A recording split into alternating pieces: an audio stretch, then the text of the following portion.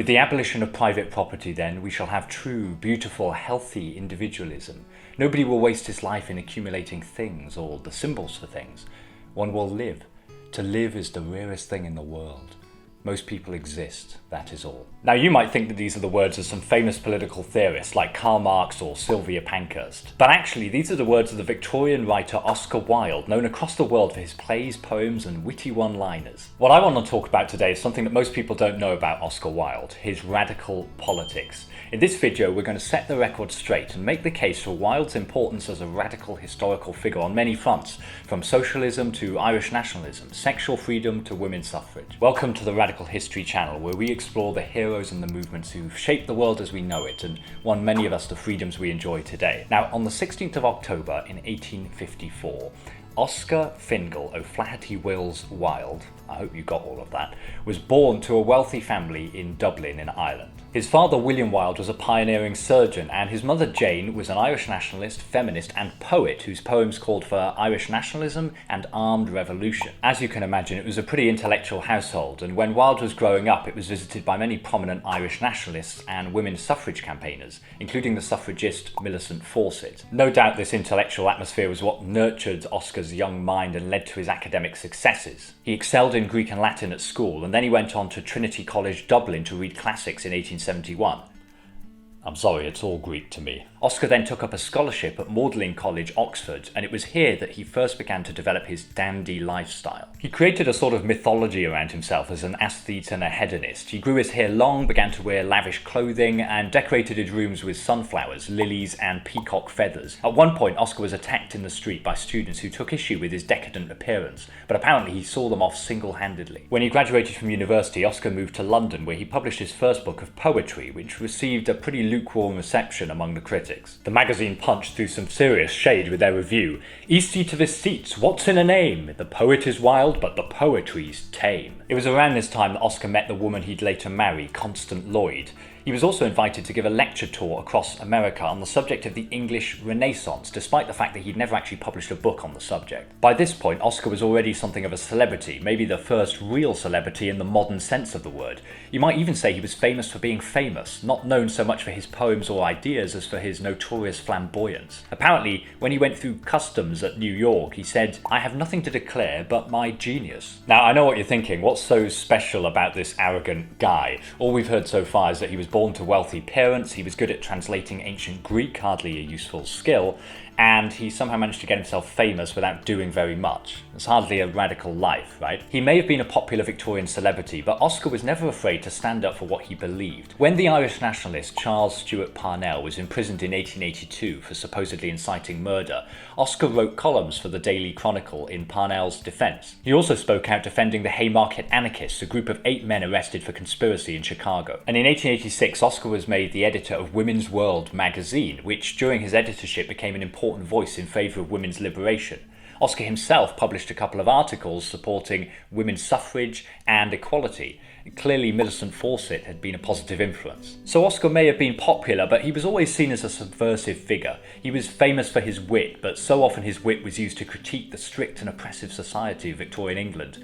He was, like all the greatest figures of the past, ahead of his time. As he wrote, "Disobedience, in the eyes of anyone who has read history, is man's original virtue. It is through disobedience that progress has been made, through disobedience and rebellion." Now, many people may have heard of Wilde's plays and novels, but not many people realise that he was a self-proclaimed socialist. That quotation was taken from Oscar's essay, The Soul of Man Under Socialism, written in 1891. In that essay, he envisions a world where private property is abolished and mechanisation frees humans from the necessity of labour. This was pretty hardcore revolutionary stuff for the time. He didn't just want to make society slightly less unequal. He wanted to reconstruct society on such a basis that poverty would be impossible. He knew you couldn't just treat the symptoms of the disease. You have to get to the root of the problem to find the common cause of society's ills. Capitalism. If you're enjoying this video and you have nothing to declare but your own genius, then I suggest that you like this video by clicking the thumbs up below. Go on, I really appreciate that. Under socialism, Oscar argues, people will no longer have to work just to avoid starvation. Instead, they could really live. As you can imagine, these arguments didn't go down particularly well with Oscar's wealthy friends in London. But Oscar was a nonconformist. He didn't care about pleasing others. His life was bigger than that. It wasn't just in his essays that Oscar was a subversive figure. His plays are laugh-out-loud funny, but they also have serious messages underpinning them. Many of them involve a character with a secret sin in their past, but these characters are always presented to us as sympathetic figures. It's clear from reading these plays that Oscar had a huge amount of compassion for society's outcasts, the men and women who had transgressed the strict moral codes of the Victorian age and had been ostracised because of it. So Oscar used his plays to critique Victorian society for its harsh social rules and hypocritical morals. Of course, he was lambasted by his conservative critics, so perhaps he was doing something right. His last play, and probably his best known, is The Importance of Being Earnest. It's one of the most frequently performed plays of all time, with Oscar poking fun at Victorian hypocrisy, Christian marriage, and the English upper classes. By making his audience laugh, Oscar was able to shine a light on all the flaws of his society. The Importance of Being Earnest opened at the St James's Theatre in 1895. Just 15 weeks later, Oscar Wilde was in prison. Wait, prison? For what, exactly? Well, in 1891, Oscar was introduced to Lord Alfred Douglas. Known to his family as Bosie, Douglas was an undergraduate at Oxford, and at the time he was by all accounts an incredibly handsome young man. By 1893, the two were in love, and they weren't particularly careful about hiding it. By 1894, around the time he was writing his society comedies, trouble was brewing for Oscar. A book called The Green Carnation was published in 1894, a scandalous novel based on Oscar's relationship with Bosie. And 1 year later, Bosie's father, the Marquess of Queensberry, turned up at the Albemarle Club in London and left his calling card for Oscar. He'd written on it 5 words that would change Oscar's life. For Oscar Wilde, posing sodomite. Although next time you want to insult somebody, maybe make sure that you can spell the insult first. Oscar's friends advised him not to respond, but Bosie egged him on. Oscar actually got Queensberry arrested for criminal libel, and Queensberry set out to try and prove, therefore, that Oscar was indeed a sodomite. He actually hired a private investigator to go around finding male prostitutes who would testify that they'd slept with Oscar. When Oscar realised that he might lose the case, he dropped the charges of criminal libel against Queensberry, only to be arrested the next day on charges of criminal sodomy and gross indecency. The trial was probably one of the most highly publicised events of the decade. The press printed salacious stories about Oscar's love life, and his books suddenly became proof of his crimes. In the trial itself, passages from Oscar's novel Dorian Gray were quoted at length. And it wasn't just Oscar's words that were wielded against him. Bosie's poem, Two Loves, was also famously quoted in the courtroom. Most people think that the line, "the love that dare not speak its name," came from Oscar Wilde, but it was actually Bosie who wrote those words. It was when the prosecutor asked Oscar what the phrase meant that he gave his famous speech, speaking of a kind of love that is misunderstood.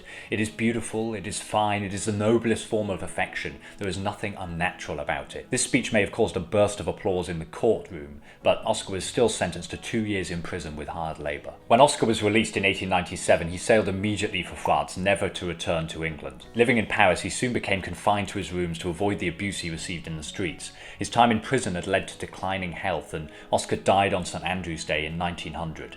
He was only 46 years old. His health may have been suffering, but Oscar was a campaigner and a radical till the very last. In his final years, he used to write letters to the Daily Chronicle describing the terrible conditions of prisons in England and advocating for prison reform.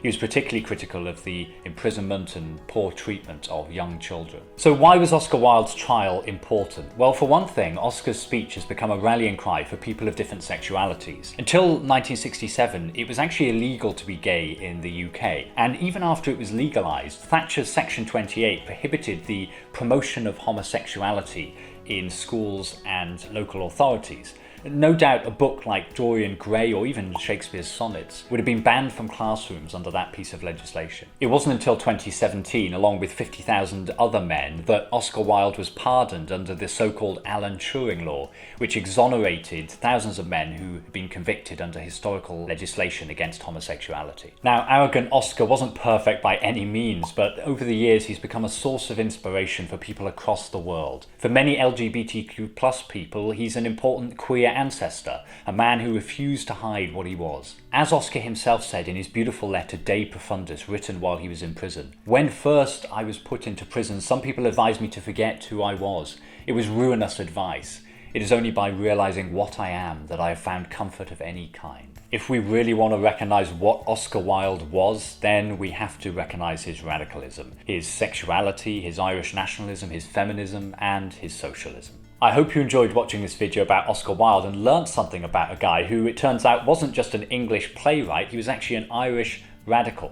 If you enjoyed this video, then you might also enjoy the recent video I've made about Alan Turing, another man who suffered with his sexuality 60 years after Oscar Wilde. There should be a link to that video somewhere on the screen, probably in this area. The best way though for you to stay informed about the videos that I'm making is to subscribe to the Radical History channel, which you can do by clicking the red button below this video. And while you're there, please do me a favour and give me a thumbs up like if you enjoyed this video. I'd really appreciate you doing that. Thanks for watching, and I hope to see you again soon.